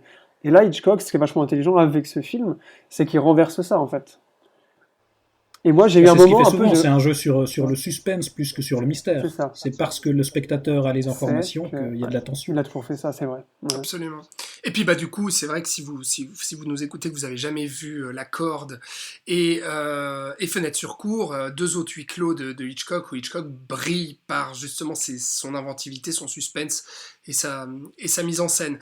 Et puis on peut conseiller aussi, toujours sur Hitchcock, Lifeboat, du coup, que j'ai évoqué, avec ces naufragés qui se retrouvent, 7 naufragés, il me semble, sur un canot, film sorti en 1944 en pleine Seconde Guerre mondiale, où en fait les Américains de toute classe sociale, et puis de plusieurs origines aussi, se retrouvent sur ce canot et à un moment donné doivent secourir un Allemand, en fait, qui était dans un sous-marin, puis qui a fait sauter leur bateau, et puis toute la question va se poser sur mais est-ce qu'on doit en fait secourir cet Allemand, quoi, cet ennemi finalement, est-ce qu'on doit le laisser crever et se noyer, ou est-ce qu'on doit le sauver? Et là aussi je trouve que Hitchcock est très très très fort, parce que là on retrouve finalement l'expérimentation psychologique et sociale dans un film assez concept aussi, et qui finalement, c'est drôle, m'a fait énormément penser à 12 hommes en colère, alors que 12 hommes en colère suivra 10 ans plus tard. Dans en tout cas ce qu'il essaie de développer comme type de discussion sur voilà, un homme, qu'est-ce qu'on doit faire, le tuer, le sauver, le garder là, et c'est aussi un très très bon Hitchcock à Lifeboat, voir. c'est aussi un vrai survival, mais à bord d'un canot. C'est-à-dire que c'est aussi un groupe de survivants qui va se retrouver face aux éléments et va devoir faire des choix pour survivre. C'est ça. Voilà, là vous avez plein de Hitchcock à voir ou revoir dans le huis clos. Voilà, c'était donc Le Crime était presque En parfait. parlant de la 3D, je te coupe juste. Sachez Oui. que il est désormais trouvable en Blu-ray en 3D. Et je crois que Oui, c'est juste. c'est la seule façon de le voir, mais je crois que c'est chez un éditeur anglais, si je me trompe pas. Voilà, donc ça peut être intéressant de. Il est sorti en 2012, donc c'est assez récent. Voilà, si on veut voir ce que Hitchcock a essayé de faire avec ce format-là, il est disponible. Eh bien, merci Florian, puis je vais te laisser la parole parce que tu vas enchaîner avec ton film. Comment dire, on reste dans les films plus anciens, mais on avance de 8 ans donc, puisqu'on est en 1962, et puis on est au Mexique avec À Mexico City. Exactement. voilà, avec Luis Buñuel donc qui réalise L'Ange Exterminateur. Comment c'est déjà en El espagnol? Herrera Exterminador. Ouais, merci. Voilà. Avec ton accent superbe. Replace-nous juste Luis Buñuel, Alors, pourquoi Luis il est Buñuel. si fameux, et puis place-nous. Alors, Luis pitch de Buñuel, ce c'est film. un des cinéastes les plus importants du XXe siècle et même de l'histoire du cinéma de manière générale. Il est surtout connu pour son premier court-métrage, son premier film qui date de 1929, qui s'appelle Un chien en andalou, avec le fameux plan de l'œil crevé avec un scalpel, qui est d'ailleurs trouvable sur YouTube et parce qu'il est libre de droit. Et il est surtout connu pour avoir fait partie du mouvement des surréalistes, hein, donc avec Dali et compagnie. C'est un réalisateur espagnol qui a plus tard été naturalisé mexicain puisqu'il a dû fuir le régime de Franco juste avant la Seconde Guerre mondiale. Et c'est au Mexique, en une vingtaine d'années, entre 1947 et 1965, qu'il va faire la plus grande partie de sa filmographie, avec des films connus des cinéphiles, entre guillemets, comme par exemple Los Olvidados ou La vie criminelle d'Archibald de la Cruz. Et à la fin de sa carrière, il va venir en France et où là, il va réaliser ses meilleurs films, dont Viridiana en 1961, donc avant L'Ange Exterminateur, qui recevra la Palme d'Or en 1961. Et après ça, il fera son fameux film avec Catherine Deneuve, qui s'appelle Belle de jour, qui doit être son film le plus réputé, et Le charme discret de la bourgeoisie, et son film ultime, Cet étrange objet du désir, qui a été en partie tourné en Suisse, à Ouchy, donc ici, et à l'hôtel Beau Rivage. Donc je trouvais ça assez sympa, enfin voilà, de parler de ça. Donc Buñuel est connu pour sa touche surréaliste, et aussi pour son engagement, puisqu'il était marxiste, et il était anti-bourgeois et anti-clérical, et Marrant, ça se sent pas du tout. son Pardon. côté engagement, voilà, et surréaliste va se retrouver dans toute sa filmographie, et évidemment dans L'Ange exterminateur, donc, qui sort en 1962, qui est un film donc, mexicain, qui se passe à Mexico City, dans le quartier de Coyoacán, qui est le quartier riche, et plus particulièrement dans la rue de la Providence, ce qui est assez drôle quand on sait ce qui se passe après. Donc en gros, ce sont des gens donc des riches bourgeois qui vont à l'opéra et qui après l'opéra sont invités chez un de leurs amis pour aller manger et pour passer une soirée à discuter, tout ça. Assez rapidement, ils vont se retrouver dans la salle musicale avec un piano où voilà, le temps va passer, ils fument, ils boivent, ils discutent, etc. Et les gens ne partent pas, ce qui est assez étonnant parce que la majorité ont des enfants ou ont des obligations qui les attendent le jour d'après. Et on va vite se rendre compte que cette vingtaine de bourgeois sont coincés dans cette salle. Et c'est là ce qui est très intéressant avec ce film, c'est qu'ils ne sont pas coincés physiquement, puisque la porte est grande ouverte, mais ils sont coincés psychologiquement. C'est-à-dire qu'ils vont être incapables, ils vont se dire « Ah, il faut que je rentre », ils vont avancer vers le pas, enfin vers la porte, qui est donc grande ouverte, et vont trouver une autre idée ou une autre excuse pour rester. Et ça va durer des jours et des jours, voire même des semaines. On ne sait pas exactement, puisqu'en fait, toute notion du temps va se perdre. Et donc Buñuel, voilà, met ça en place, et nous sert ce qui est pour moi mon film préféré de lui. C'est pour ça que dès qu'on a parlé huis clos, j'ai tout de suite pensé à ce film, surtout que ça faisait un bail que je ne l'avais pas vu, et que je me rappelais que quand je l'avais vu il y a 10 ans, il m'avait fait très très très forte impression. C'est donc un film à concept, mais surtout un film à théorie, où tous les engagements donc anti-bourgeois et anti-cléricaux de Buñuel vont se voir à la lumière du jour. Ce qui va se passer évidemment dans ce film, c'est que les bourgeois, vu qu'ils se retrouvent dans cette pièce sans toilette, sans manger, sans chose à boire, le vernis de la civilisation, en fait, ce qui les tient et ce qui fait d'eux des bourgeois, donc une classe supérieure, entre guillemets, va partir en fait, couche après couche, et ils vont se retrouver dans leur nudité psychologique, en fait, c'est-à-dire comme des animaux, comme des êtres qui doivent assouvir les besoins primaires qu'ils ont. Encore une fois, boire, manger, aller aux chiottes. Et c'est là que Buñuel va se faire un plaisir fou à décrire tout ça, parce que lui qui déteste ces bourgeois, il va les montrer dans leur jour le plus sombre, et va les montrer encore plus bas, en fait, que les classes inférieures, donc c'est-à-dire tout ce qui est ouvrier, etc., que au début du film, les bourgeois se moquaient, évidemment, puisqu'ils sont là, et même entre eux, ils sont méchants, enfin, c'est vraiment la pire des races, comme on dit comme ils disent dans la haine. Effectivement, ouais. Voilà. Et donc tout ça va monter crescendo, ce qui est assez drôle. Donc il y a plusieurs choses qui vont arriver, ils vont réussir à trouver de l'eau, ils vont réussir à se nourrir finalement, mais de manière assez difficile, et surtout, ils vont se monter les uns envers les autres, et il y a une espèce de communautarisme comme ça, avec des clans qui vont se former, ils vont essayer de trouver un bouc émissaire, parce qu'au bout d'un moment, la question n'est plus de s'en sortir, mais de blâmer la personne qui aurait pu mettre ça en place, alors que on ne sait absolument pas pourquoi et comment. C'est pour ça que c'est un film aussi surréaliste, puisqu'il n'y a aucune explication, même si le titre pourrait aider, mais Buñuel a toujours refusé de donner aucune interprétation à ce film. Et il a raison. On n'en a pas besoin finalement. On n'en a pas besoin, parce que oui, voilà, Thibaut, tu as raison, c'est quand même assez clair qu'il s'en prend à ces fameux bourgeois. Buñuel, d'ailleurs, donc, il fait ce film après Viridiana, qui a eu la Palme d'Or. C'est son premier film où il a le contrôle total, c'est-à-dire sur le montage, sur le tournage, sur absolument tout. Mais malgré ça, il va être très déçu de ce film. Lui voulait aller encore plus loin, c'est-à-dire arriver à des choses comme le viol, comme le cannibalisme, des choses comme ça, voilà, et qui auraient été Vraiment en fait retour juste à l'âge de pierre. dans la continuité du film. Voilà. Il va aussi techniquement innover et donc utiliser encore une fois le surréalisme qu'il connaît bien.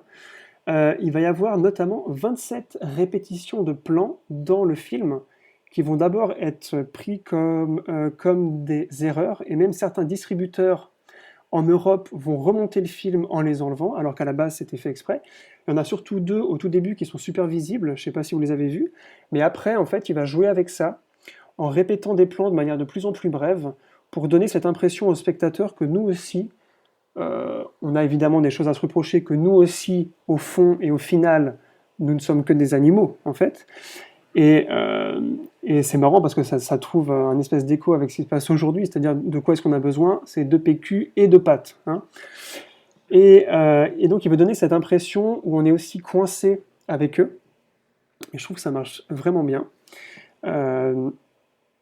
Enfin moi voilà, c'est un film que j'ai énormément aimé. J'aime aussi beaucoup la fin. Je ne vais pas révéler ici, mais il y a un pied de nez assez À l'église, en fait, on peut le assez dire. fort à la fin. Voilà, ouais. C'est-à-dire qu'il passe 1h25 de film à s'en prendre à la C'est bourgeoisie. hyper drôle. Hein. Et à la fin, ce qui s'est passé dans cette vie-là va se passer a priori, enfin, en tout cas ça le laisse entendre, dans une église.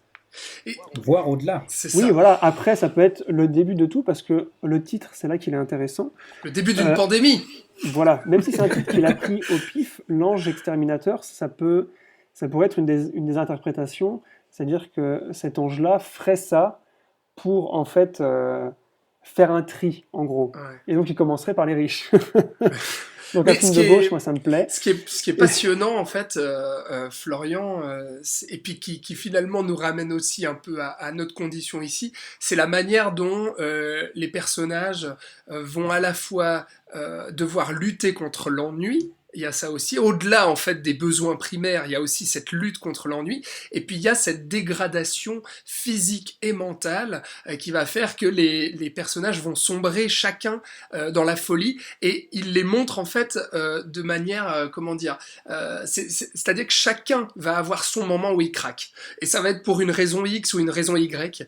Et là-dessus, je trouve le film passionnant et d'un humour aussi hyper noir et hyper cynique, parce que au-delà de justement cette tension qu'on peut ressentir et cette sensation d'étouffement, je pense que c'est le film qu'on présente là dans cette émission qui est le plus étouffant et qui peut procurer le plus de sensations physiques.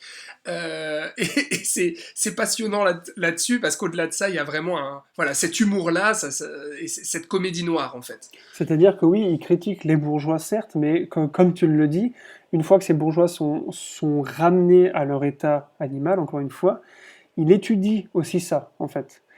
Et donc ça peut très bien s'appliquer à tous. C'est aussi pour ça qu'il est aussi captivant. C'est parce qu'on peut tous se voir au bout d'un certain point dans ces personnages-là et se poser la question, mais qu'est-ce qui nous arriverait si on était vraiment à 20? Parce qu'en plus, la pièce musicale où ils sont n'est pas grande.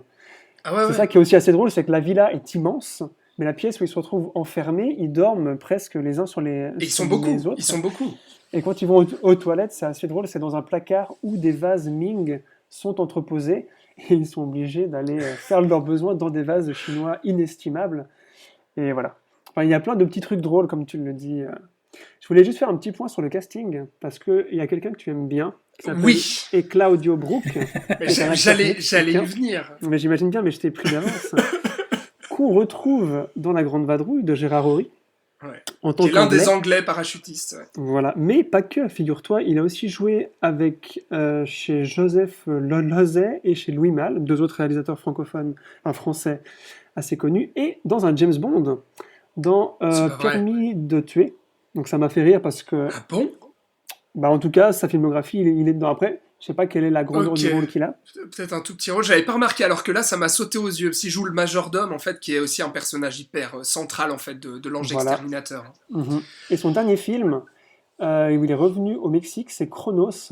Donc, Ah dernier ouais. film de Claudio Brook et premier film de Guillermo del Toro, donc Mhm. un futur grand. Et voilà, je trouvais marrant de voir cet acteur ici alors qu'il avait eu une carrière internationale aussi. En tout Aussi cas, sérieux. c'est une super recommandation, Florian. Qu'en pensent Thibaut et Robin?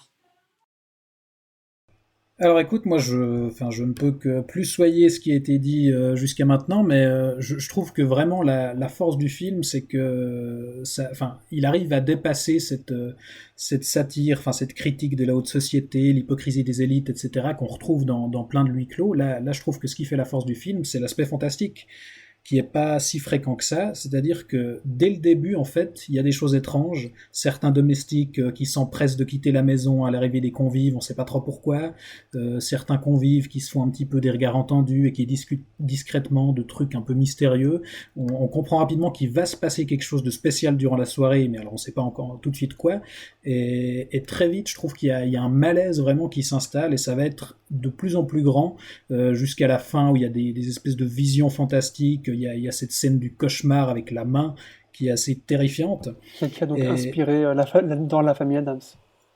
ouais, bah Ouais. oui, absolument. Oui, oui. Ouais. Mais qui Mais est continue, là, pardon. un peu moins drôle que la famille Adams. Quoi. En effet. Mais enfin bref, je trouve que voilà, cet aspect fantastique et justement cette idée de ne donner aucune explication, puisque c'est souvent Ouais. la force des films fantastiques, c'est quand on n'a pas toutes les clés, ça rend l'emprisonnement d'autant plus étouffant parce que il est inexplicable. Robin, tu parlais de films jouissifs avec le Hitchcock, mais alors là, avec la critique de la bourgeoisie et de l'Église, mais tu devais plus te sentir, en fait. Alors écoute, effectivement, moi je rejoins plutôt ce qui a été dit. Un très bon film avec vraiment beaucoup de choses très intéressantes dedans. J'ai été un tout petit peu, un tout petit peu pris de court par le début du film, je dois avouer, où effectivement, bah, ne sachant pas vraiment de quoi, enfin, ce qui attendait en fait les protagonistes au fur et à mesure du film, j'avoue que pendant les premiers quarts d'heure, j'étais un peu perdu parce que j'avais un peu de peine à comprendre ce qui se passait. Mais sinon, dès que ça prend, c'est super. Oui. Si vraiment je voulais pinailler pour dire un truc, Ah, parce que je suis Allez, comme ça, vas-y. voilà. Même si je comprends le nombre pour ce côté pièce où ils sont tous un peu sans dessus dessous, je trouve il y a un peu trop de personnages, ce qui fait que, du coup que très rapidement en fait, t'es un petit peu perdu. C'est sans doute le sentiment qu'il voulait donner, ce côté vraiment, on est tous en dessus dessous à beaucoup dans cette pièce. Mais je trouve que du coup, il y en a une grande majorité qui ne sont qu'effleurés ou même pas beaucoup plus. Et que, bah, il y en a peut-être un petit peu trop pour vraiment tous se les replacer avec les enjeux ou les liens ou les caractères, on va dire, de chacun. Voilà, s'il y avait un truc à redire, parce que je dois redire quelque chose, je dirais qu'il y a un peu trop de monde dans cette pièce. Voilà. mais je vois ce que tu veux dire avec le tout début, parce que c'est vrai que pendant 15 minutes, en fait, il nous fait suivre leurs conversations, qui sont des conversations tout à fait ordinaires, et en fait, qui ne font pas du tout partie de l'intrigue, et dont on se fiche complètement. Alors, pas du tout. Bah si, au tout début, c'est quelque chose... effectivement, on est plongé avec eux, si tu veux, dans leur dîner, mais je trouve qu'il n'y a pas Bah, Au c'est tout important début, ce pour qui la se fin passe- parce Voilà. il aura fallu avoir bien retenu le dialogue. Oui, Oui, Sans non, mais, trop en dévoiler. non, mais ce que fait Buñuel avec ça, c'est qu'il montre que même entre eux, ils sont méchants. Parce que la majorité des discussions qu'ils ont sont à deux et parlent de quelqu'un d'autre, qui est donc à la même table, et critiquent l'autre personne, en fait, sans que Et l'autre donc là, entende, les gens évidemment. méchants, ça te pose pas problème. Ah non, parce qu'il en fait quelque chose après. Ah, voilà. Puis qui sont pas censés être potes depuis 35 ans. Non, aussi. Mais C'est ça. non, alors moi, j'ai pris ce premier quart d'heure pour poser Oui, ce qu'étaient des bourgeois dans leur côté méchant entre eux, en gros, tu vois. Tout à fait. C'est-à-dire qu'ils sont même pas soudés entre eux, et c'est d'ailleurs pour ça que tout ce qui va se passer après Mhm. va autant foirer.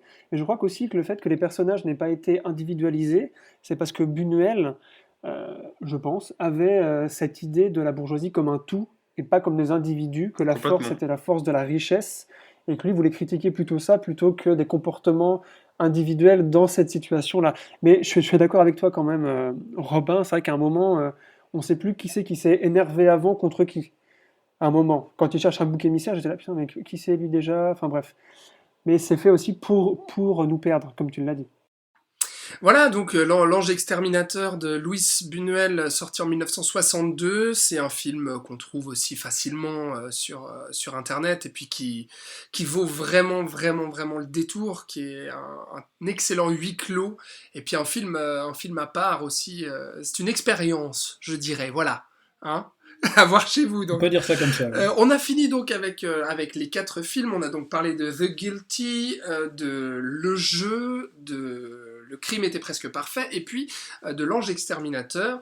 On ouvre maintenant les Mais encore, si on veut. On va faire un gros panier d'amour de plein de petits films, de très grands films surtout, mais à l'appel comme ça, en discussion libre, les amis, pour les gens qui nous ont suivis jusqu'ici. Ça fait 1h15 qu'on cause. Quels autres huis clos incontournables on pourrait conseiller, bien sûr? Alors, pour rester dans la thématique de la lutte des classes et puis de quelque chose qui tabasse, c'est un film. Alors, c'est pas dans une pièce, c'est pas dans une maison, c'est dans un train. Et c'est de notre amour. Non-stop avec Liam Neeson. Pas du Tony tout. Scott. Pas du tout. Non. Non, c'est de notre réalisateur coréen préféré Bong Joon-ho. Donc c'est Snowpiercer qui là aussi est on pourrait je pense le qualifier comme huis clos. Monsieur Définition me reprendra si ça ne convient pas. Voilà. Absolument. Qui est là aussi effectivement un film de lutte des classes où en fait c'est donc un train en perpétuel mouvement dans un futur ravagé par plein de choses. En fait, il reste plus rien sur Terre à part de la neige et ce train. Et donc, en fait, vous en doutez peut-être un petit peu, ceux du fond du train sont les plus pauvres, ceux du début du train sont les plus riches. Au fond, on s'entasse à 12 dans un lit, et puis tout devant, on mange du caviar et pourquoi pas du foie gras dans du lait. Et donc, on va suivre en fait une équipe qui va vouloir remonter le train et aller jusqu'au bout pour faire changer un petit peu les choses. Et c'est super. Absolument. C'est vrai. On n'a pas parlé, c'est fou, mais on n'a pas encore parlé au bout d'1h15 de Roman Polanski, qui est quand même, Oui, je j'y pense, pensais, ouais. vraiment, mais un des cinéastes qui vient en premier, en fait, souvent, quand on pense au huis clos, parce qu'il en a réalisé pas mal, Le Locataire, Rosemary's Baby, et puis plein d'autres. La jeune fille et la mort. Ouais. Et puis Carnage et le Vénus à la fourrure. Carnage assez aussi, récemment. pardon, oui, c'est ça. Et puis même son dernier, qui est un presque huis clos aussi, d'après une histoire vraie. Enfin voilà, mais s'il y en a un à voir, je pense, de huis clos de Polanski, si vous l'avez pas encore vu, ce serait Rosemary's Baby. Rosemary's Baby, évidemment. Ouais. Là, en termes de folie, de descente aux enfers, c'est un film à voir absolument. Quoi d'autre? Moi, je voulais rebondir sur le jeu que je n'ai pas aimé, et je vous ai fait chier avec ce film qui s'appelle Cuisine et dépendance, qui pour moi part d'un même postulat, mais réussit complètement ce qu'il veut faire. Cuisine et dépendance, qui est un film français écrit par Bakri et Jaoui, ceux qui ont aussi écrit Un air de famille, enfin, je pense que vous voyez qui c'est, Oui, tout à fait. qui était une pièce de théâtre à la base et qui a été fait en film, qui est un film théâtral complètement, hein, c'est-à-dire qu'on est dans un appartement aussi, et que là c'est une soirée entre amis, entre la cuisine et le salon, où dans la cuisine va y avoir les vraies discussions à bâton rompu, et dans le salon, le contraire, tout ce qui est un peu plus mensonge et puis compagnie. Et on voit quasiment que ce qui se passe dans la cuisine, c'est ça qui est Voilà, intéressant. beaucoup, c'est ça, ouais. Et pour moi, je trouve que c'est un des films, l'écriture est presque parfaite. Il y a beaucoup d'humour noir, et puis Bakri, voilà, enfin, lui, tu vois, comment il écrit, et l'humour qu'il a, et comment il arrive à le jouer. Et voilà, Cuisine et dépendance, ça date des années 90. Et c'est quelque chose que j'ai beaucoup aimé, pour rebondir sur le choix de Thibaut. Alors je me permets de rebondir sur Oui. autre chose qui a été évoqué dans cette émission. On a parlé de Hitchcock, donc ça c'est fait, mais on a à peine effleuré un genre qui est très propice au huis clos, qui est le whodunit. Et là, il y a énormément de titres qu'on peut recommander, mais moi je recommanderais notamment deux whodunit qu'a mis en scène Sidney Lumet. Déjà, Le crime de l'Orient Express, donc adaptation d'Agatha Christie évidemment, qui là aussi est un huis clos dans un train, un classique, mais aussi un film un peu moins connu de Lumet, mais qui est excellent je trouve, c'est Death Trap, ou Piège mortel en français, qui est un huis clos avec Michael Caine et Christopher Reeve, et en fait c'est l'histoire d'un auteur, d'un dramaturge, qui reçoit un jour le manuscrit d'un de ses élèves, qui trouve brillant, et comme lui est un peu en perte de vitesse et est devenu un peu ringard, il décide de voler le manuscrit de cet élève, et pour ça de tuer l'élève en question en l'invitant chez lui, et donc il échafaude tout un plan pour pouvoir l'assassiner sur place, et on est un peu dans le même genre que Le crime était presque parfait, où on est du côté du meurtrier qui échafaude son plan. Évidemment que tout ne va pas se passer comme prévu et qu'on va aller de rebondissement en rebondissement, et c'est là aussi un truc hyper jouissif, aussi adapté d'une pièce de théâtre à la base. Et donc Death Trap ou Piège mortel, je recommande. Ouais, ça il faut absolument que je le voie celui-là. Et tu parles de Sidney Lumet, ça me permet de rebondir parce que je voulais aussi. Mais que de rebond. Oui, je voulais aussi recommander Un après-midi de chien avec Al Pacino qui se retrouve être braqueur de banque et qui se retrouve enfermé finalement dans la banque puisque prise en joue par toutes les bagnoles de flics qui vont entourer la banque. Et puis il va devoir résister avec les otages qui sont à l'intérieur et puis ses collègues pour essayer de s'en sortir dans ce braquage foiré où il se retrouve prisonnier donc de son propre plan dans cette banque. C'est super quoi, vraiment. Alors j'en profite pour rebondir. Allez avec un film qui n'a rien à voir, un film chinois qui s'appelle Épouse et concubine, du réalisateur bien connu Zhang Yimou, qui plus tard avait fait Hero et Le secret des poignards volants, et pas violents. Épouse et concubine, c'est un de ses premiers films, à la période où il faisait pas encore du grand spectacle, et ça se passe... on suit en fait une jeune femme qui va devenir la concubine d'un riche seigneur chinois, et qui va donc vivre exclusivement dans une certaine aile du palais, et qui va naître là, en fait, comme toutes les concubines, que pour assouvir les désirs sexuels du riche seigneur. Et là, ce qui est intéressant, c'est qu'on va voir toute l'intrigue se passe de son point de vue à elle. Et donc on reste avec elle pendant tout ce film, et c'est un des drames qui m'a le plus touché de tous les films que j'ai vus, vraiment.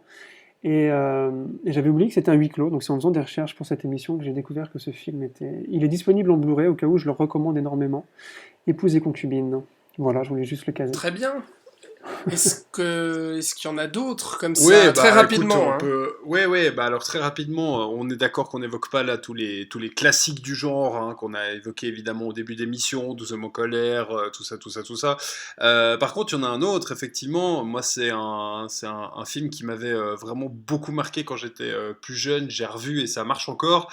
C'est une adaptation de Stephen King, de Frank Darabont, c'est de Myst. Ah oui, absolument. Où en fait c'est donc une histoire, une histoire d'horreur comme vous en doutez, puisque c'est un bouquin de Stephen King à la base, et c'est donc un village qui est envahi par la brume à peu près du jour au lendemain, et on va dire que la grande majorité du village se retrouve enfermée en huis clos, donc dans le supermarché du coin, pour essayer déjà de savoir un petit peu ce qui se passe dehors, et puis de voir comment ils pourraient éventuellement s'en sortir, parce que les appels de détresse ne semblent pas fonctionner.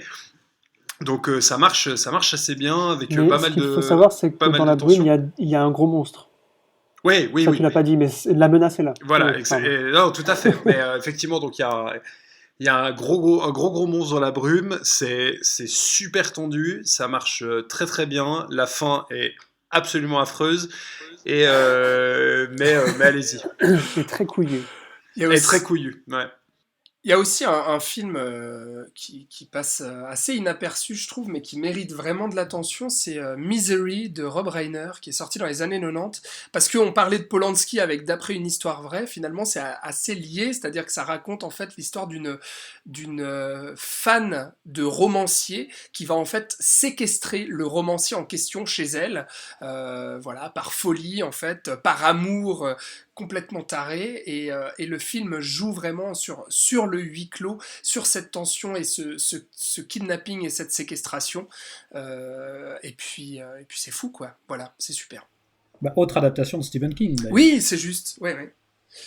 Comme quoi, Et plein de tant qu'on rebonds. est dans les films horrifiques, évidemment, recommandons The Thing de Carpenter, C'est qui est clair. sûrement l'un des plus grands films sur la paranoïa et, et voilà, enfin c'est un huis clos horrifique avec un monstre extraterrestre qui peut prendre l'apparence de n'importe qui et donc les scientifiques d'une base en Antarctique vont en payer les frais et c'est vraiment un film assez hallucinant à recommander en ces temps de Je confinement. croyais que Et tu... puis, Ah, The Descent. oui, Est-ce que c'est ça? ah Ah non, bon. tiens, non pas du Ah bah tout. merde. Non, j'allais quand même recommander parce que, enfin, je trouverais quand même dommage qu'on le cite pas, mais le film qui pousse le principe à l'extrême au niveau de l'enfermement physique, c'est Buried, avec Ryan Reynolds enfermé dans un cercueil pendant 1h30, où voilà, c'est peut-être pas le plus grand chef-d'œuvre du genre, mais il a le mérite de tenir son concept jusqu'au bout parce qu'on reste dans ce cercueil du début à la fin, et il arrive quand même malgré tout à maintenir une tension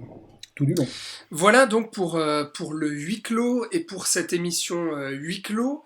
Là, vous avez mais vraiment une flopée de films à voir ou à redécouvrir. On espère qu'on vous a donné envie de voir plein de choses et puis de prendre beaucoup de plaisir. Si vous êtes encore là, c'est que vraiment vous voulez aller plus loin et on va aller plus loin. Chacun va présenter une petite recommandation en lien avec l'actualité, voilà, pour sortir complètement du huis clos. Qu'est-ce que vous recommandez les gars en ce moment à voir chez soi ou à revoir ou ce que vous voulez? Florian, Robin, Thibaut, qui veut commencer? Robin. Oui. Alors pourquoi plus ça qu'un autre? Bah parce qu'il est sorti il y a pas longtemps. Je pense que c'est pour ça qu'il y a cette dernière partie. Et si j'ai bien compris ton raisonnement. Et j'aimerais vous faire part d'un film que nous avons découvert au NIF l'année passée avec Thibaut. Donc si vous voulez y retourner, n'hésitez pas à aller écouter nos émissions qu'on avait faites à l'époque lors du Festival du film fantastique de Neuchâtel. C'est sorti en VOD en février, donc on est plutôt encore dans les clous. Et ça s'appelle Feedback. Et en fait, en plus, ça me parle On beaucoup reste parce dans le huis que, clos. hein, On reste dans le huis clos. on reste complètement En plus. complètement dans le huis clos, ce qui marche quand même assez bien. Et bah, moi, travaillant dans la radio, ça me parle encore plus, puisqu'en fait, c'est un animateur vedette d'une radio qui est vraiment très écouté par beaucoup de monde. Il a son beau studio, il a son beau casque, il vient faire son émission, tout va bien, sauf que ce soir-là, eh bien, il y a des gens cagoulés et munis d'armes à feu qui pénètrent dans la radio et qui le prennent en otage. Et puis va commencer une nuit assez difficile pour cet homme-là, puisque du coup les envahisseurs en fait le soupçonnent et l'accusent de quelque chose, et lui va devoir tenir l'antenne comme si de rien n'était, pour évidemment pas alerter tout le monde. Donc je trouve que ça marche assez bien justement par ce rapport en fait entre le côté on doit on va dire rester stable et non stressé à l'antenne pour continuer à faire son travail. Puis de l'autre côté, on a deux armes qui sont pointées sur nous, voilà. Donc ça va pas. On est loin évidemment d'un film social ou revendicateur, mais ça marche très bien. La tension est là, je sais que Thibaut était là avec moi et je crois que Thibaut avait plutôt apprécié aussi. Renoudis le Ouais, je trouve que c'est titre. là aussi un Ça s'appelle Feedback. C'est feedback et c'est de là aussi Pedro un huis C. clos Alonso. Voilà. qui joue très très bien sur le son, puisqu'on Oui, est dans une radio. oui, tout à fait. Effectivement, pas mal de trucs sur le son, avec des appels, avec des relances, avec comment on va faire pour s'en sortir. Ça marche plutôt bien. Alors c'est noté. Thibaut, ta recommandation à toi? Alors, ma recommandation à moi, exceptionnellement, ce sera une série qui vient de débarquer sur Netflix et qui est, je La pense, Casa des la Papel saison meilleure... 4. Presque. Non, c'est Community, qui est, selon moi, Ah, la meilleure sitcom du monde. C'est une création de Dan Harmon, qui est le co-créateur pour, ça parlera peut-être plus, de Rick and Morty, la série Ah bah d'animation. oui. Et cette sitcom, ça nous raconte l'histoire d'un groupe de personnages très différents qui se rencontrent dans un collège communautaire aux États-Unis. Et ces personnages sont tous des archétypes. Donc on a un avocat déchu, une mère célibataire, un geek un peu autiste, un sportif décérébré, etc. Et ce groupe va se former, enfin les gens vont s'apprivoiser et finir par former une vraie communauté, d'où le titre. Et là où la force de la série, c'est qu'on est dans du format classique de sitcom, c'est-à-dire des épisodes de 20 minutes, mais la particularité, c'est que ça joue beaucoup sur le métatextuel, c'est-à-dire qu'on met en évidence les codes de la sitcom, on joue avec. Il y a énormément de références à la pop culture en général aussi, il y a des épisodes entiers qui parodient Matrix ou Le Seigneur des Anneaux par exemple, mais surtout on est dans une vraie réflexion sur la fiction et le rapport du spectateur à ce qu'il voit à l'écran. Il y a eu beaucoup de problèmes de production dans cette série, mais ce qui est intéressant c'est qu'elle a su en jouer et rebondir et puis l'intégrer à ses histoires, et au final je trouve que c'est une des séries qui a su le mieux dire au revoir à ses personnages et offrir une conclusion satisfaisante à son histoire. Donc voilà, c'est extrêmement drôle, c'est très très geek, enfin ça fourmille de références, donc ça parlera surtout aux cinéphiles, mais ça peut aussi se suivre très bien si on est un spectateur un peu moins fréquent des salles de cinéma. Et en plus, il y a un excellent épisode de Huis Clos où les personnages cherchent pendant tout un épisode qui a subtilisé le stylo d'une membre du groupe. Et donc pour ça, voilà, je recommande Community, c'est sur Netflix depuis le début du mois, sauf erreur. Eh bien, très bien, Community, donc une série recommandée par Thibaut. Avant de te laisser la parole, Florian, je fais ma recommandation, et je fais très court, puisque vous avez peut-être suivi que le CNC avait brisé sa loi sur les sorties, la hiérarchisation des médias, si l'on veut, qu'un film sorti au cinéma doit attendre plus de 4 mois pour sortir en VOD, puis ensuite 6 mois sur Canal+, et puis ensuite sur les autres chaînes. Enfin, vous voyez un peu l'idée, puisque en ces temps de coronavirus, eh bien, pas mal de films qui sont sortis en salle en ce début d'année sont déjà disponibles en VOD, en tout cas en France, et puis peut-être bientôt, assez rapidement en Suisse romande, mais en tout cas je pense que vous pouvez trouver sur plusieurs plateformes sur Internet le film que je vais vous recommander, puisqu'on n'en a pas parlé dans le Saloon, on n'avait pas eu l'occasion. C'est un film qui était sorti le 1er janvier en fait, qui s'appelle Play, et qui est une comédie française réalisé par Anthony Marciano avec Max Boublil. C'est le duo qu'on avait vu en fait dans Les Gamins, qui était une très bonne comédie aussi avec Alain Chabat et Max Boublil donc. Et puis dans Play, c'est un film à la fois drôle, mélancolique et nostalgique qui épouse en fait le genre du found footage, c'est-à-dire que Max Boublil joue un garçon qui va essayer de reconstituer sa vie à travers les petits films de sa caméra qu'il a pris depuis ses 15 ans jusqu'à ses 35 ans, et on va suivre 20 années de sa vie, donc les soirées entre potes, le lycée, l'université, les premiers amours, etc. etc. Et c'est très très beau et c'est très intelligent dans sa gestion justement du fan footage. C'était vraiment un coup de cœur pour moi au début 2020.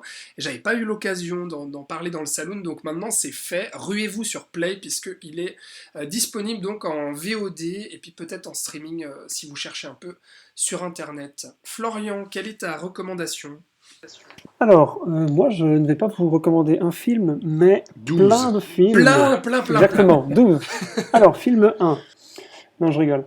Lors de ce confinement, j'ai découvert une nouvelle plateforme qui s'appelle Spamflix. Donc, du nom du fameux sketch des Monty Python, du spam qui a donné après ce nom aussi aux emails non désirés. Spamflix, donc c'est une plateforme qui a été créée en octobre 2018 par Marcus Dufner, qui travaille à Locarno, et par Julia Darte, qui est l'ancienne directrice du Festival du film de Rio. Donc c'est pas n'importe qui. Et ils ont eu comme idée en fait que tous les films de genre ou tous les films décalés qu'on pouvait voir presque exclusivement que dans des festivals, par exemple au NIF ou à Seagest, souvent n'étaient pas distribués après en salle ou seulement dans quelques pays. très peu en Europe en tout cas. Et donc ils se sont proposés de faire cette plateforme pour donner une place à tous ces films. Donc c'est majoritairement des films quand même un peu chelous, mais souvent très très décalés, très très drôles, très très innovants, enfin des films qu'on n'a pas l'habitude de voir. Ce que j'ai trouvé aussi très intéressant, c'est que ils ont une sélection assez resserrée, c'est-à-dire qu'on n'est pas sur Netflix où on peut se perdre pendant des heures à chercher ce qu'on veut voir. Là, en Suisse en tout cas, on a une trentaine de films qui sont là, donc ça va, c'est encore assez gérable, et ils en sortent un nouveau toutes les 1 ou 2 semaines, ce qui reste complètement gérable, et ce que moi je trouve assez cool. On retrouve notamment des films de Sonotion, un de mes réalisateurs préférés japonais, et qui sont difficiles à voir à part en téléchargement piraté. Des films du Québécois Denis Côté, ou Denis Cotte, je ne sais plus comment Denis Côté, je crois. Côté, voilà, ouais. Et de Quentin Dupieux, donc ça qu'on a pu voir en salle, mais c'est toujours cool de les revoir parce qu'en VOD, ils sont nulle part ailleurs en fait. Voilà, c'est aussi des films intéressants parce qu'ils viennent de tous les pays du monde. Il y a des films d'Iran, de Nouvelle-Zélande, d'Israël, des Philippines, du Brésil, de la Roumanie. Et donc c'est cool de voir autre chose que du cinéma soit français, soit américain. Donc voilà. Le film coûte seulement 4 €, donc ça fonctionne, c'est pas un abonnement, mais si tu payes pour le film que tu veux voir, le film est disponible pendant 3 jours une fois que tu l'as payé. Ils ont des packs aussi, bon là je fais un peu de la pub, mais j'ai trouvé le modèle commercial qu'ils avaient assez intéressant. Et ils ont des bonus aussi, à chaque film, tu as tout ce que tu peux retrouver sur un Blu-ray en fait, et ce que tu n'as pas sur Netflix. Et si vous avez écouté jusqu'ici, vous allez être récompensé, puisque Spamflix nous a proposé un concours où nous allons faire gagner 5 codes qui vont vous permettre de voir 5 films différents. Donc il y aura 5 lots. On va mettre le concours tout soudain, si ce n'est pas déjà fait, sur la page Facebook du Saloon. Donc 5 films sont à gagner sur cette plateforme pour vous la faire découvrir. Et voilà, je tenais à noter ça parce que c'est des films qu'on n'a pas l'habitude de voir. Eh ben, merci beaucoup, Florian. Merci pour cette recommandation et puis pour ces cadeaux aussi, parce que tu nous ramènes des bons. Donc, si après tous les films qu'on vous a recommandés aujourd'hui dans cette émission, vous n'êtes pas rassasiés pendant votre confinement, on ne sait plus quoi faire. Ou peut-être si, justement, on refera une autre émission très bientôt. On refera donc une émission tournée générale comme ça. On espère que ça vous a plu. La prochaine fois, on s'attaque à un autre genre qui se prête assez bien à notre situation actuelle. Ce sera le home... C'est les comédies avec Danny Boone. Ce sera donc le Home Invasion. Voilà, on vous en dit pas plus. On se retrouvera très bientôt pour cette prochaine émission. En tout cas, on espère que cette émission tournée générale spéciale huis clos vous a plu. Dites-nous sur les réseaux sociaux Facebook, Instagram, Twitter ce que vous pensez de ce nouveau format, si vous êtes content des films qu'on vous a recommandés. Et puis, suivez-nous sur toutes les plateformes de streaming, de podcast, Apple Podcast, Spotify, YouTube, SoundCloud et autres plateformes. Merci beaucoup de nous avoir suivis jusqu'ici. Je vais remercier aussi Florian Pouplin. Merci Florian. Merci Alexandre Caporal. À très bientôt. Robin Genin, merci à toi. Merci Alexandre. Et puis Thibaut Ducret qui nous a magnifiquement posé le contexte et la définition du huis clos, c'était incroyable. Mais merci à toi. Thibaut, à très bientôt. Robin, Florian, on se retrouve. On sera tous les 4 aussi, j'imagine, pour la prochaine. Donc, je vous dis merci beaucoup et à très vite dans le Saloon. On va faire vivre donc ce podcast pendant le confinement avec ce type d'émission parce que, étant donné qu'il n'y a plus beaucoup d'actualité au cinéma, eh bien, on essaie de se réinventer à travers ces émissions à distance pour vous recommander plein de films. Voilà, merci à vous, des bisous, c'était le Saloon, à bientôt. Ciao.